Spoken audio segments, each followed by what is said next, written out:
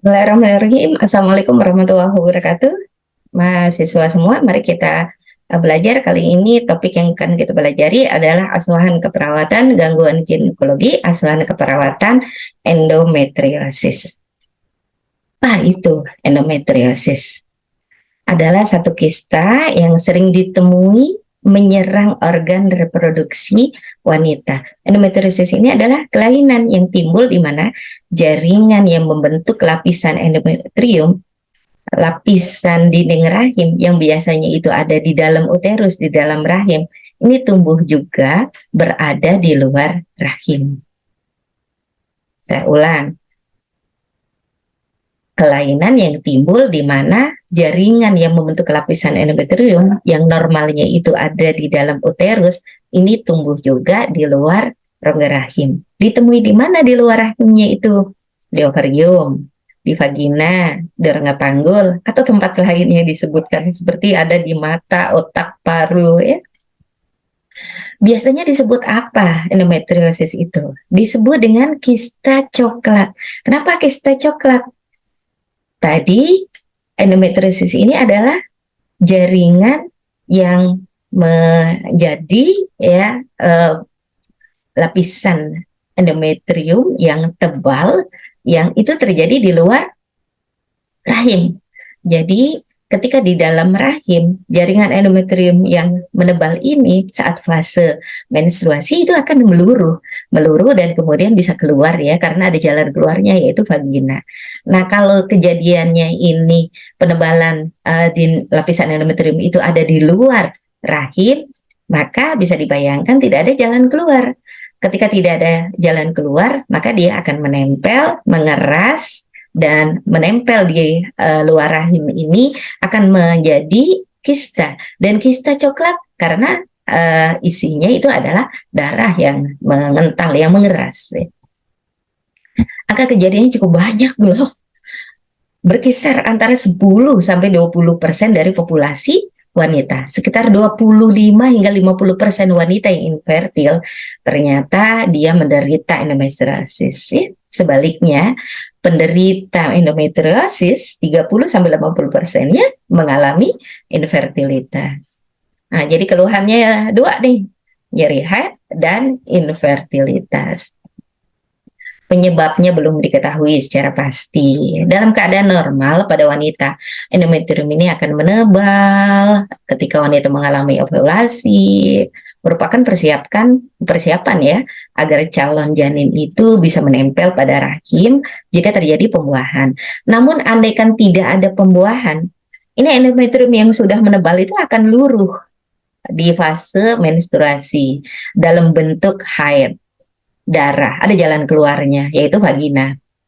Nah, ketika seseorang mengidap penyakit endometriosis ini, jaringan yang sudah mengalami proses penebalan di luar rahim itu ikut meluruh juga kan. Saat fase menstruasi, masalahnya karena letaknya berada di luar rahim, darah tersebut itu tetap mengendap dan tidak dapat keluar dalam tubuh ya, tidak dapat keluar. Alhasil sisa-sisa endometrium itu mengendap, mengeras di sekitar organ reproduksi.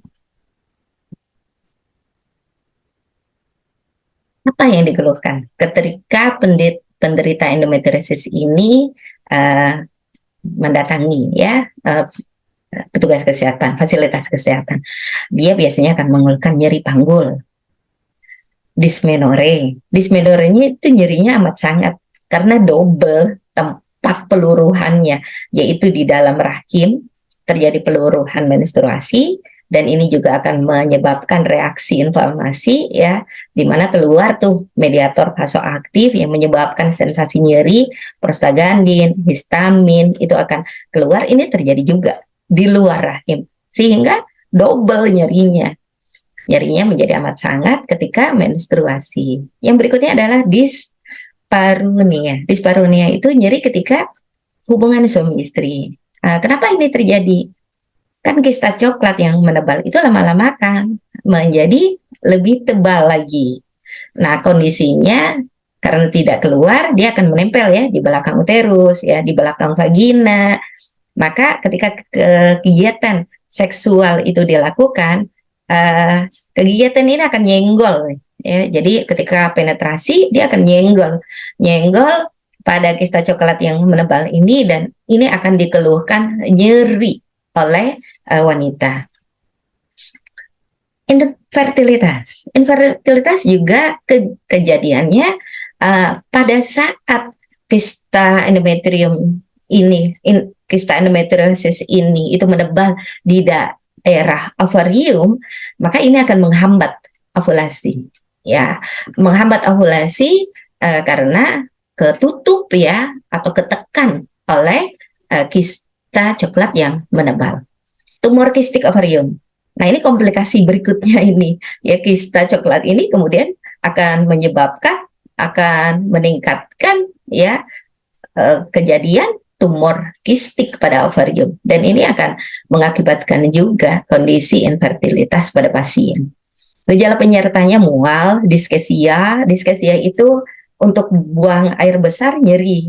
Ini juga bisa dipahami ketika masa feses akan keluar melalui anus, ada lapisan endometriosis yang menebal, yang keras di belakang organ anus. Maka ketika feses itu keluar akan nyenggol nih, ya, kista coklat ini, maka dia akan memberikan sensasi nyeri.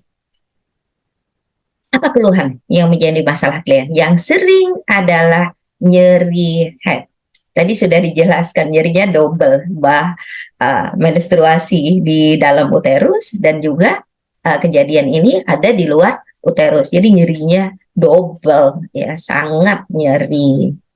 Biasanya dikeluhkannya itu jelang menstruasi maupun saat menstruasi. Nah, pada kondisi ini jangan membiarkan nyeri head itu tanpa pemeriksaan dan pengobatan. Jadi kalau ada remaja yang kemudian mengeluhkan nyeri headnya kok amat sangat ini, nyeri endometriosis ini khas digambarkan nyerinya sangat. Pasien menjadi enggan beraktivitas, ya, tidak bisa mentoleransi nyeri jelang maupun saat haid. Dahulu untuk menegakkan bahwa dia menstruasi itu akuratnya dengan laparoskopi dahulu, ya, dengan laparoskopi, ya, dengan membuka dan kemudian laparoskop kamera itu akan melihat, ya, apakah memang ada jaringan yang menebal warnanya coklat, ya, di luar rahim. Ini biasanya dulu itu dengan laparoskopi, walaupun sekarang juga ditegakkan, ya, dengan laparoskopi. Namun untuk pengobatan yang sekarang dengan melihat gejala individu, yaitu nyeri panggul, dismenor, tumor kistik di ovarium, ataupun infertilitas, diagnosis dari endometriosis itu sudah bisa ditegakkan oleh dokter dan bisa untuk mendapatkan pengobatan. Dan pengobatannya kan diklaim, ya, di support, ya, oleh BPJS, ya. Kalau kita peserta BPJS berarti pengobatan tersebut kan ditanggung oleh BPJS, ya, oleh asuransi kita. Jadi jangan biarkan kalau ada keluhan nyeri head, ya, tanpa kemudian mengupayakan adanya pengobatan maupun pemeriksaan, ya, apalagi masa remaja, ya, karena tentunya penting nih untuk bisa mengatasi nyeri endometriosis ini. Ada yang pertama dengan analgesik, ya, analgesik paracetamol, ya, analgesik yang lain yang kemudian bisa menekan sensasi nyeri pada saat menstruasi. Yang kedua, terapi hormonal. Tetapi terapi hormonal itu sebetulnya efektif, ya, untuk bisa menurunkan sensasi nyeri haid, ya. Namun ini tidak direkomendasikan kepada pasien yang menginginkan segera hamil, karena terapi hormonal ini diberikan dengan memberikan suasana perempuan ini menjadi seperti menopause. Bisa dipahami, menopause itu kan tidak ada fase menstruasi, ya, dia tidak ovulasi, dia tidak menstruasi, maka tidak adanya kejadian menstruasi ini, sensasi yang menjadi sumber nyeri itu bisa ditekan, bisa dihilangkan. Namun kondisi ini kan berarti kondisi yang tidak ideal bagi pasien yang menginginkan adanya kehamilan. Tetapi kalau yang tidak menginginkan adanya kehamilan, ini memang suasana seperti menopause akan menjadikannya dia sembuh dari rasa nyeri karena tidak adanya menstruasi, ya.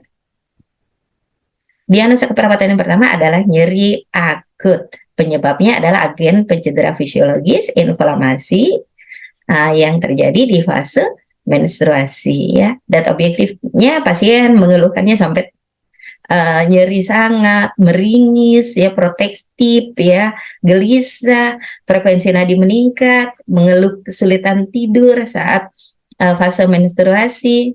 Bagaimana manajemen nyerinya? Observasi dahulu karakteristiknya, frekuensinya, intensitasnya, identifikasi skala nyerinya. Ya, skala nyeri ini memang bisa berubah seiring dengan ketika pasien ini sudah mengalami kejadian berulang, maka dia akan menyampaikan bahwa dia adaptif ya, setiap bulannya akan terjadi gangguan yang seperti ini dan dia bisa adaptif, ambang nyerinya itu menjadi lebih tinggi. Tapi ada juga yang mengalami melaporkan nyerinya itu menjadi amat sangat ya, karena seiring dari penebalan kista coklat ini semakin tebal sehingga semakin juga memberikan sensasi nyeri. Nah, terapeutiknya adalah berikan terapi non farmakologis ya, seperti kompresi dingin, aromaterapi, relaksasi, pijat punggung ya. Kok pijat punggung? Ini lebih aman ya, mendistraksi dari nyeri di dalam uterus atau tadi di mana jaringan endometriosis ini tumbuh, ke rasa nyaman, rileks ya karena pijat punggung, zikir ya, atau memfasilitasi untuk pasien ini mempermudah tidur. Edukasinya jelaskan bahwa endometriosis ini akan mengalami nyeri berulang tiap kali menstruasi sampai kemudian klien menopause. Ajarkan strategi untuk mengurangi nyeri dengan analgetik ya, selalu ada ready siap ya obat analgetik ya, yang kolaborasi dong tentunya dengan dokter ya. Biasanya dokter memberikan obat analgesik seperti paracetamol gitu ya, yang bisa dikonsumsi saat serangan nyeri maupun non farmakologi ya. Kolaborasi untuk terapi hormonal ini tentunya akan diberikan oleh dokter ya, sesuai dengan indikasi atau kebutuhannya. Karena terapi hormonal ini tidak dianjurkan pada pasien yang menginginkan hamil. Apa keluhan selain nyeri? Tadi dua ya, satu adalah nyeri, dua infertilitas. Pada pasangan yang sudah menikah, maka dia akan mengeluhkan adanya infertilitas.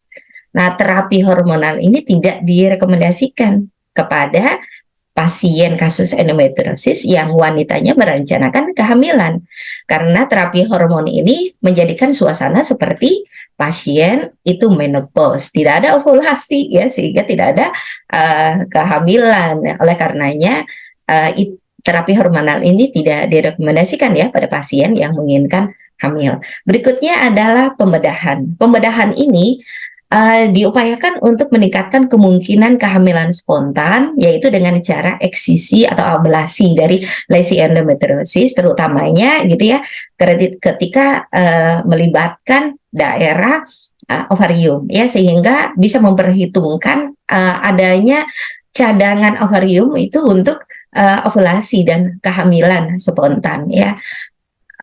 Kondisi ini ya, ada beberapa yang kemudian ya bisa memberikan kemungkinan hamil secara spontan. Kalau tidak bisa hamil secara spontan, tentunya dokter akan memberikan inseminasi buatan ya, fertilisasi in vitro. Apalagi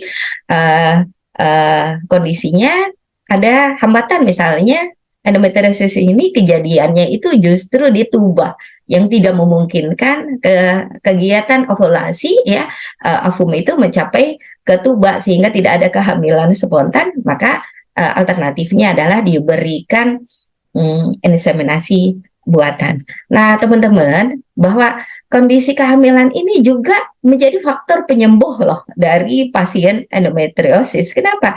Dalam kondisi 9 bulan, ditambah lagi misalnya postpartum dengan amenorelaktasi ya, laktasinya menyebabkan dia tidak haid gitu, maka yang terjadi dalam kurun waktu 9 bulan sampai 12 bulan ini tidak terjadi menstruasi. Nah, sehingga ini menjadi penyembuh bagi pasien ya pada saat kehamilan dan postpartum dengan amenorelaktasi ini ya. Tingkat kekambuhan dari endometriosis pasca kehamilan ini juga ternyata tidak semeningkat ya seperti pasien yang tidak ada kehamilan. Ini menjadi faktor penyembuh juga ya pada saat pasien endometriosis ini diterapi dan bisa hamil. Diagnosa keperawatan keduanya adalah defisit ya pengetahuan tentang infertilitas karena endometriosis. Karena datanya menyebutkan bahwa kejadian endometriosis itu bisa menjadi faktor penyebab 50% ya infertilitas, maka kita harus mengedukasi bahwa kondisi ketiadaan atau kurangnya informasi kognitif mengenai topik endometriosis ini perlu kemudian diedukasi dengan memberikan paparan yang kita sudah pelajari hari ini. Penting sekali untuk diinformasikan bahwa penanganan, pengobatan, juga perawatan yang dilakukan sesegera mungkin selain dapat menghilangkan nyeri pada saat fase menstruasi, juga memberikan kemungkinan peluang untuk mendapatkan keturunan akan semakin besar ya, sehingga ketika remaja kemudian mengeluhkan nyeri yang amat sangat saat menstruasi, segera diupayakan, didorong, disupport ya untuk melakukan pemeriksaan. Ketika dia kemudian menjadi penderita endometriosis ya dengan keluhan ini, akan mengurangi komplikasi ya dari kegiatan penyakit ya endometriosis ini, sehingga bisa memberikan upaya penanganan untuk mengatasi nyerinya, juga untuk mendapatkan keturunan ini semakin besar ya.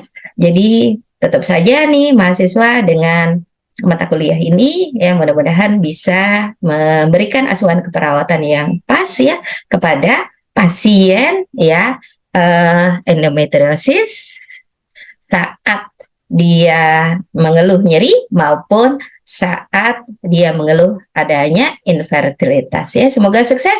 Wassalamualaikum warahmatullahi wabarakatuh.